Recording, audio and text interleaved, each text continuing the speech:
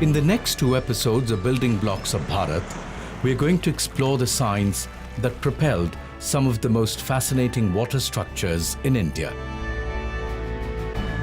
In the first round, we will travel through water management systems of Sringaverapura and Kallanai Dam, one of the oldest dams in the world, the water harvesting structures of Rajasthan's forts, and end up with innovative air cooling systems the Mughals used in their architecture.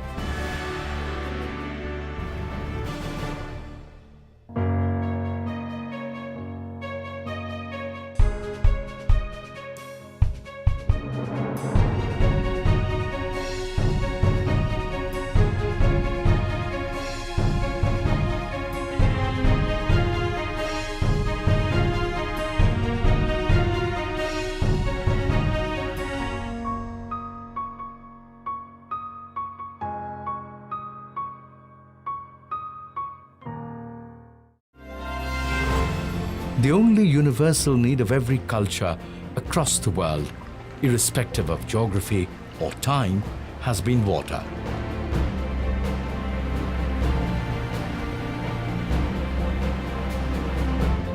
In India, the history of water management goes back a long way, even before we had begun settling down as organized societies. There is evidence of wells in the Indus-Saraswati Valley from the 3rd millennium BC. The Great Bath of Mohenjo-daro was probably a water storage tank. The Harappan cities had excellent systems of water harvesting and drainage.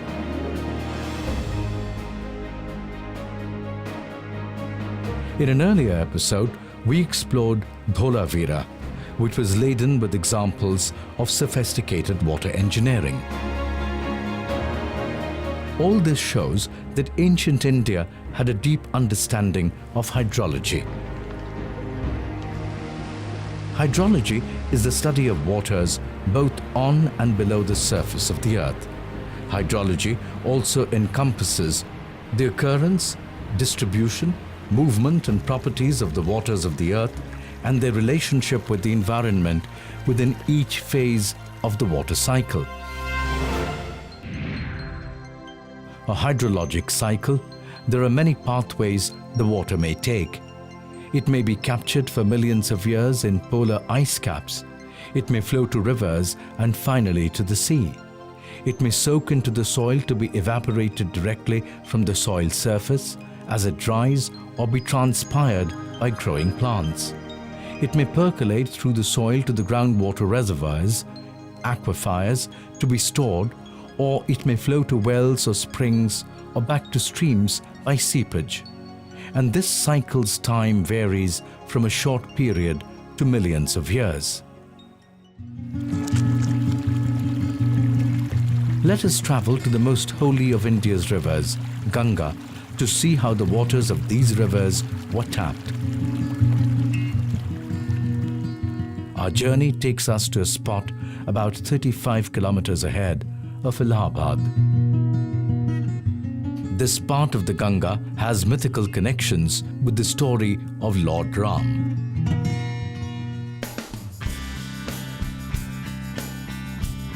What we are about to explore is a stunning example of ancient hydraulic engineering that dates back to the 1st century BCE. The site was excavated on a large scale by the Archaeological Survey of India between 1977 and 1985. And these excavations uncovered a series of large rectangular brick tanks which were used to supply river water to the city in the most innovative fashion. The most impressive feature of this reservoir is the size. It was engineered to manage the drinking water needs of an entire city. Quite something.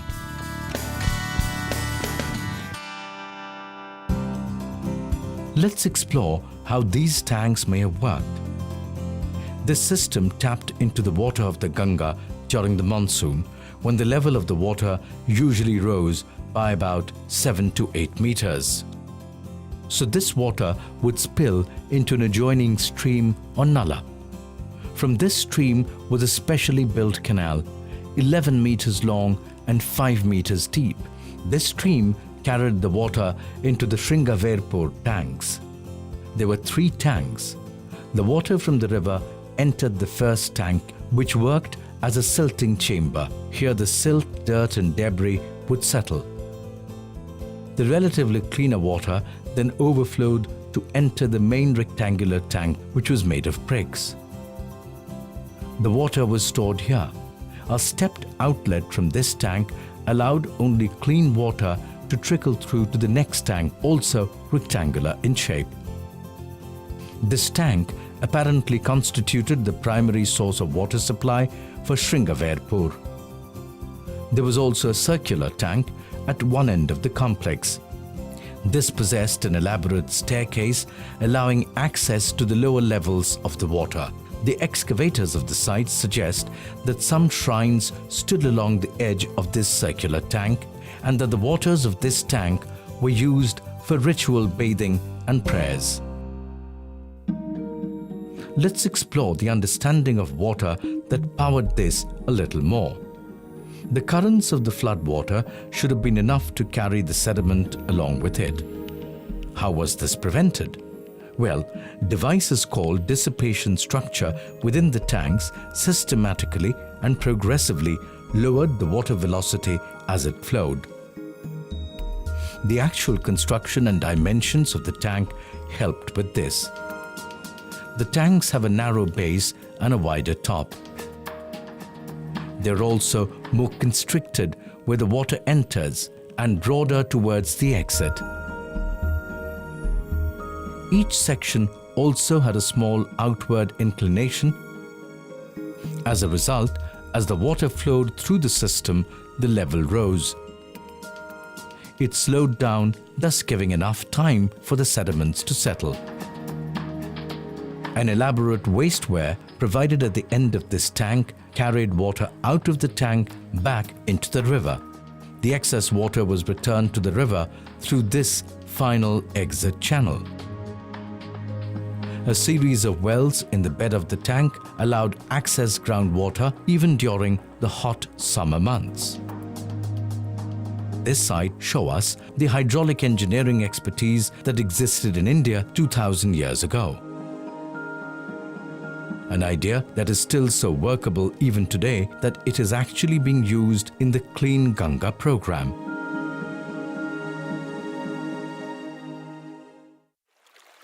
The science of creating reservoirs and dams evolved to help confine and utilize the flow of water for human purposes such as irrigation.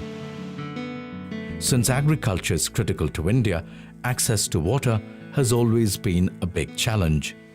About 80% of the total annual rainfall of India occurs in 4 months, from mid-June to mid-October. So it is essential to provide irrigation for production of crops to balance the 8 months. So let's travel to see where the first dam in India was built. This takes us to one of the great rivers of the south, the magnificent Kaveri. Across the waters here lies one of the oldest irrigation dams in the world, built around 2000 years ago.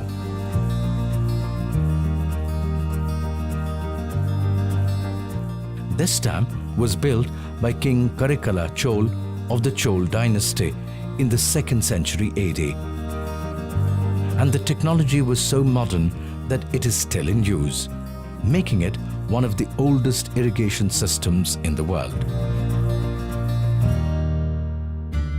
The Kaveri River splits into 2 channels near the island of Srirangam. The southern channel continues down as the Kaveri, while the northern channel is called Chola Dam or Koldrun River. Further downstream, these 2 channels come close again. It is at this point that Karikala Chola decided to build the Kallanai. Why did he do this? Karikalan built the Kallanai for mainly 2 reasons. flood control and irrigation.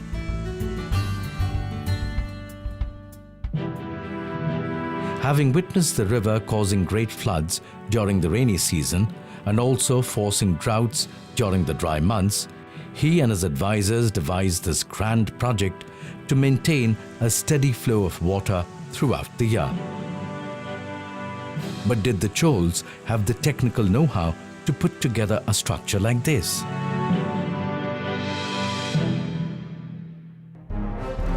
We know that besides being fierce warriors and conquerors, they had an immense understanding of the arts and crafts. The enormous temples they built, like the Brihadeswar temple at Thanjavur or the Airavateswar temple at Dharasuram, stands testimony to their engineering, artistic and architectural brilliance. The first known dam was built in 2900 BC across the Nile River to protect the city of Memphis from flooding. Dam building was continued into the time of the Roman Empire. Dams are also seen in nature. Beavers build dams to keep the water deep enough to cover the openings to their homes, protecting them from predators. Back to the dam we are studying, the Kallanai Dam, which is a simple check dam.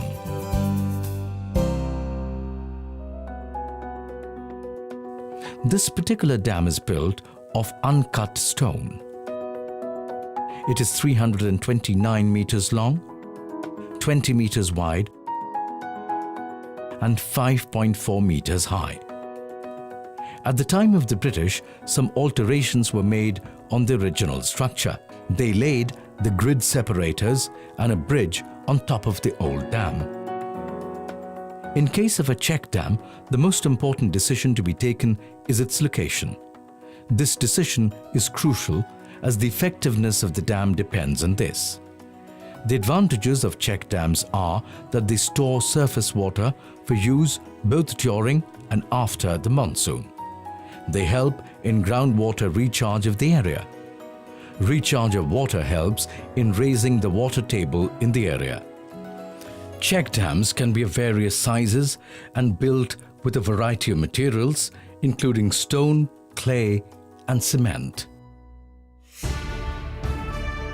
This dam is a big reason why Thanjavur is called the rice bowl of South India. It is believed that the Kallanai initially irrigated about 69,000 acres, though it now irrigates close to 1 million acres.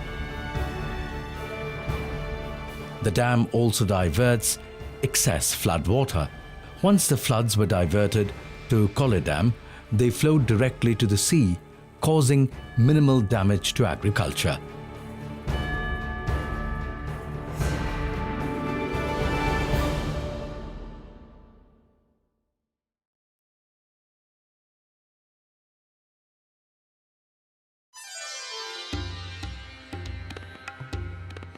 Next up, we are moving to a fort in Rajasthan, Chittorgarh.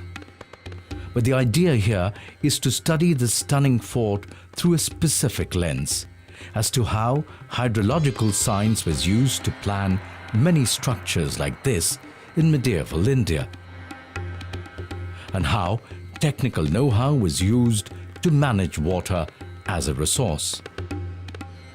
A lot can be learnt about the science of water harvesting and management in medieval forts. First up, let's look at the role of hydrology in the selection of these fort cities.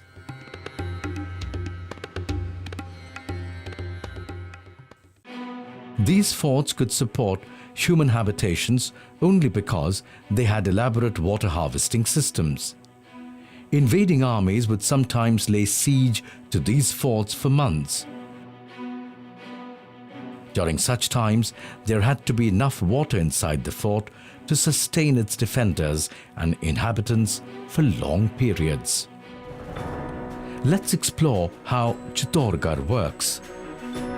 The fort nestles in the Aravalli Hills at the eastern border of the Thar Desert. It is perched on the top of a huge oval hill about 152 meters high. The fort supported an entire city. Estimates indicate that at least 50,000 people lived in the fort at a single time, along with a large number of elephants and horses. In a year of more than normal rainfall, average annual rainfall 700 millimeters, enough water would be stored to last the next 12 months. Even after water loss due to seepage and evaporation and other causes, an army of 50,000 could live in the fort for 4 years without fear of thirst. The fort has 84 water bodies, out of which only about 22 exist today.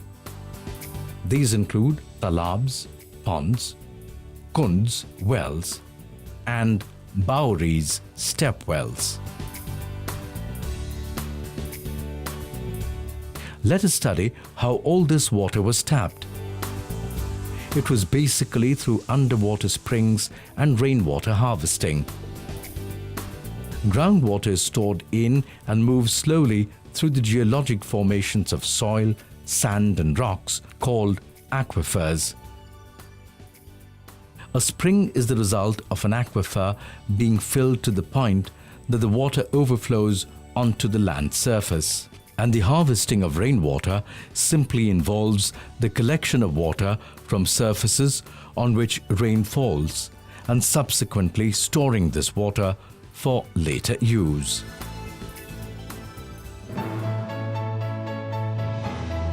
In the fort at Chittorgarh, all talabs in the fort have natural catchments.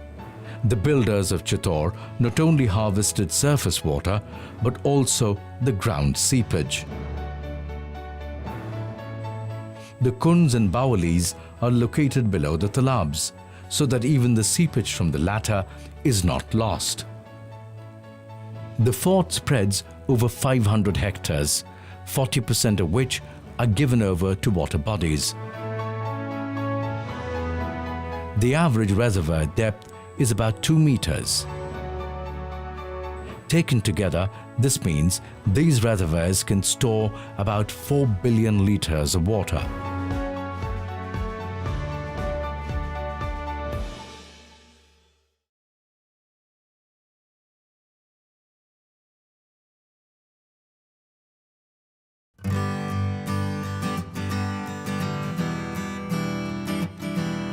Let us travel to one of the great Mughal structures, the Red Fort in New Delhi, to explore some of the devices the Mughals put in place to cool their stunning forts. The Red Fort was built when in 1638 Shah Jahan transferred his capital from Agra to Delhi.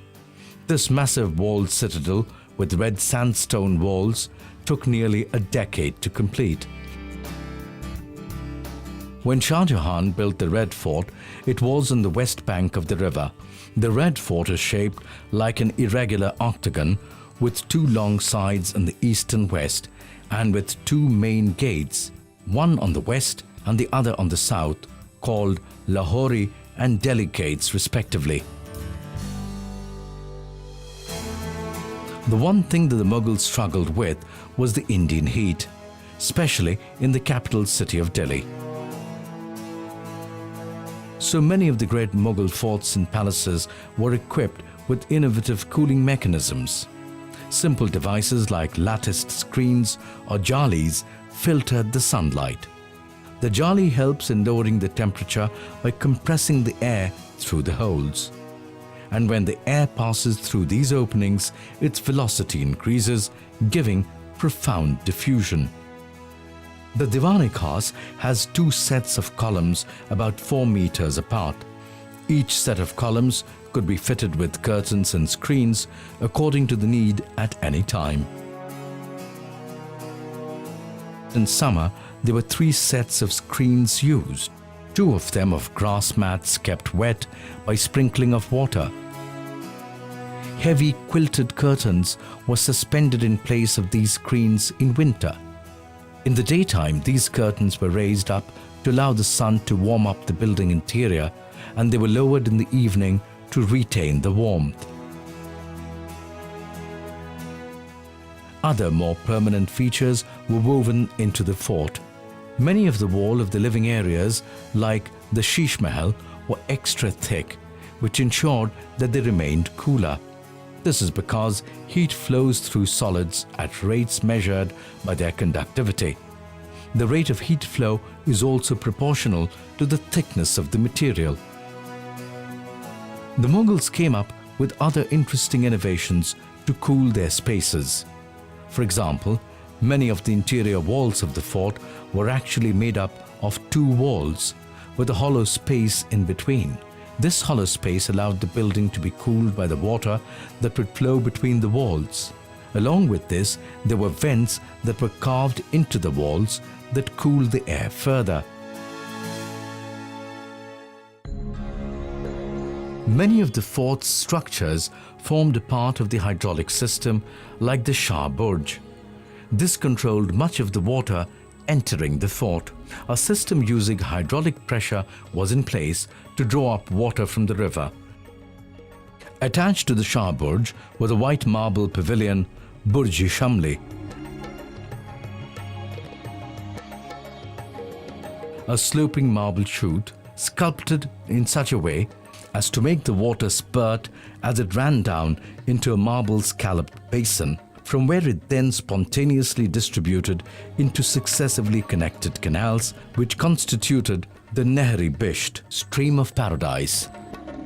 The Nehri Bisht then made its way through the grounds of the fort and eventually led out of the fort into the city of Shahjahanabad. Tucked away inside the fort is also a magnificent baoli or step well, believed to be older than the fort and surprisingly in good condition. This baoli is a unique structure. It has stairs from two sides, unlike the usual single staircases leading down to the bottom water tank. The two sets of stairs at 90 degrees mirror each other, giving the baoli an L shape. At the deep end, where the stairs meet, is an octagonal tank measuring 6.50 meters in diameter and 14.27 meters deep. The history and development of water structures provide a fascinating testimony to the science and culture of the time. There is so much more to explore about water, the essential for any kind of settlement. And so, we will be continuing our exploration of water structures in our next episode of Building Blocks of Bharat. Don't forget to tune in.